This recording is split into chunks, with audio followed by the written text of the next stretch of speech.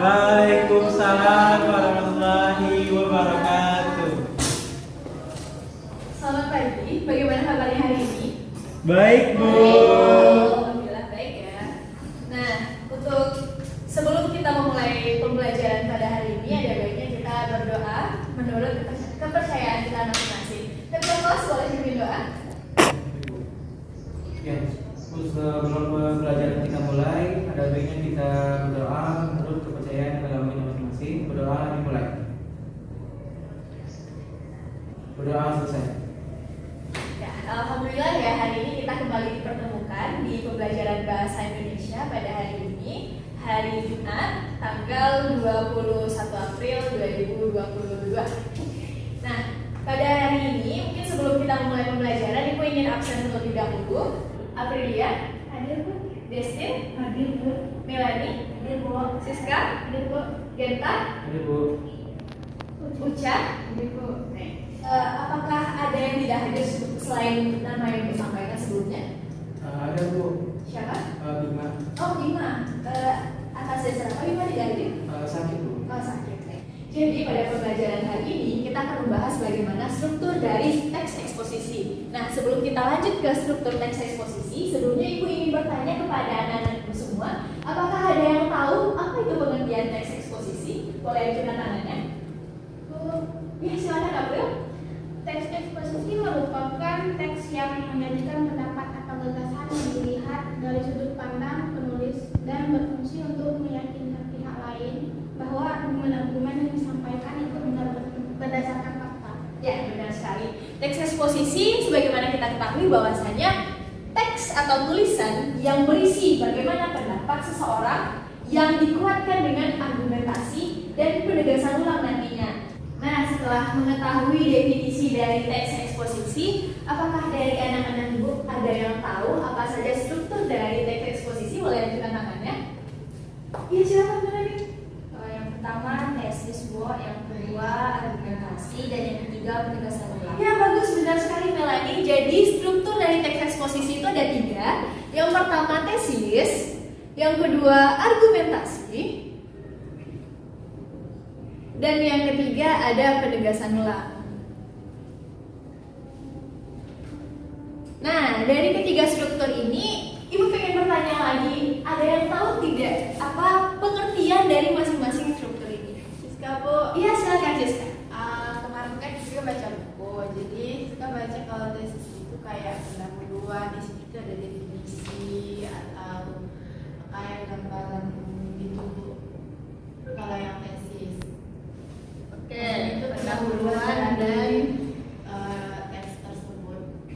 Kalau yang argumentasi itu Bu, pendapat dari penulisnya.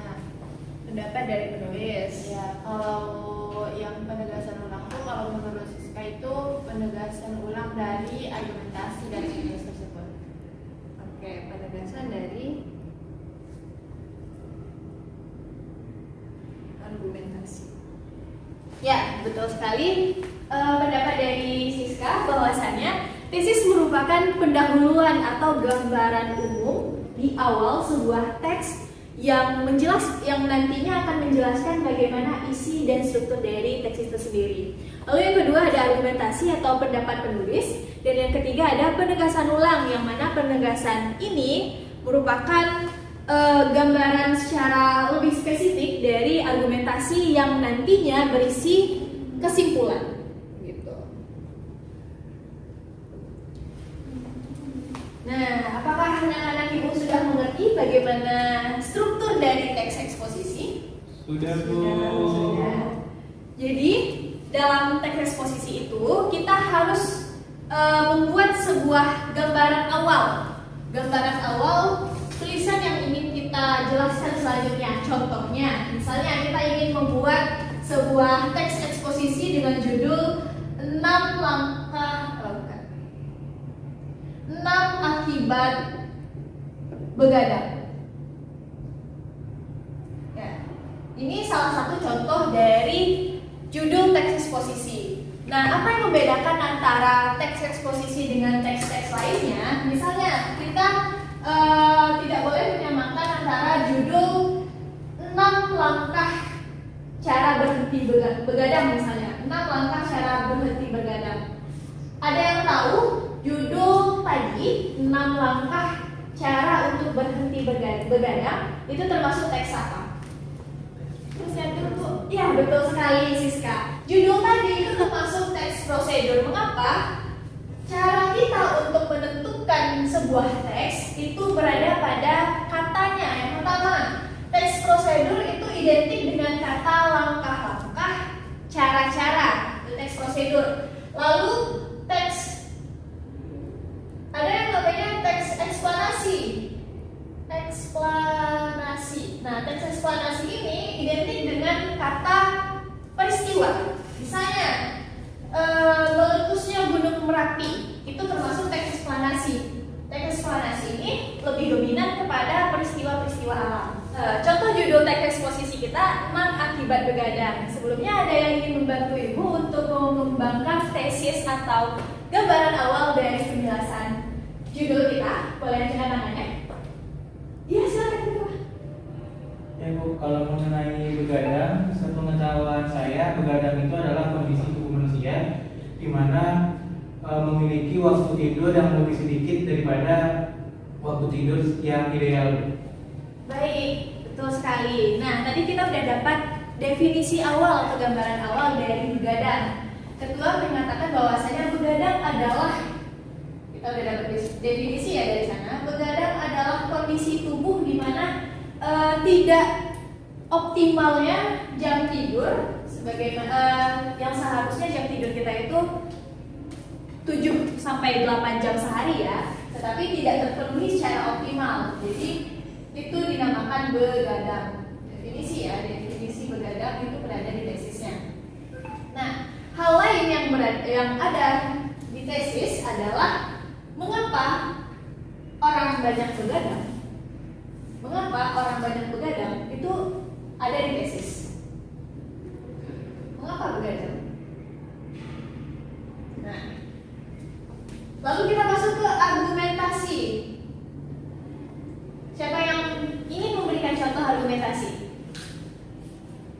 Oh, Ya, silakan Siska. berarti di argumentasi ini berisi akibat-akibat daripada begadang. Ya, betul sekali. Argumentasi berisi akibat-akibat yang disebabkan oleh begadang.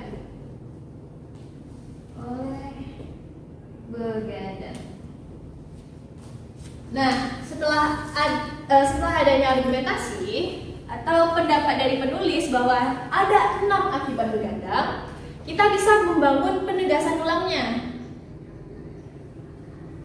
Penegasan ulang. Nah, siapa yang ingin memberikan contoh terkait penegasan ulang? Bu, Ya, silakan. ini juga pertanyaan dulu. Iya. Berarti di argumentasi itu memang pure berisi pendapat-pendapat kita. Iya, memang pure berisi pendapat kita, atau kita bisa memasukkan pendapat para ahli. Misalnya, Siska SPD mengatakan bahwasanya begadang ini tidak baik untuk para jomblo. Penegasan ulang. Nah, penegasan ulang ini berisi penjelasan lebih rinci terkait 6 akibat ini. Misalnya, akibat pertama kita sulit untuk mendapatkan pasangan. Begadang sangat tidak efektif untuk mahasiswa, terutama mahasiswa yang sedang berada di semester akhir. Lalu, kita menarik kesimpulan dari argumentasi yang telah kita sampaikan tadi. Kesimpulannya apa? Bahwasanya begadang ini punya akibat yang sangat signifikan bagi tubuh manusia. Begadang ini banyak mudaratnya daripada manfaatnya, begitu. Nah, dari penjelasan Ibu tadi, apakah ada yang ingin ditanyakan? Silakan, Siska. Berarti di penegasan ulangnya nanti kita tuh lebih rinci kayak kasih poin-poinnya aja gitu. Nah, di argumentasi ini poinnya, di penegasan ulang ini kita kembali menjelaskan kembali.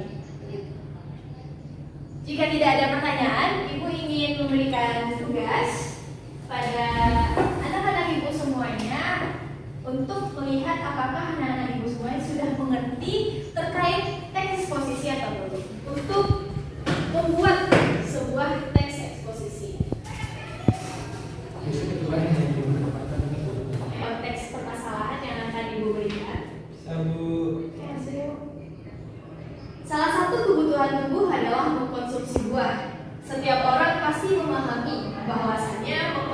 buah adalah menyehatkan.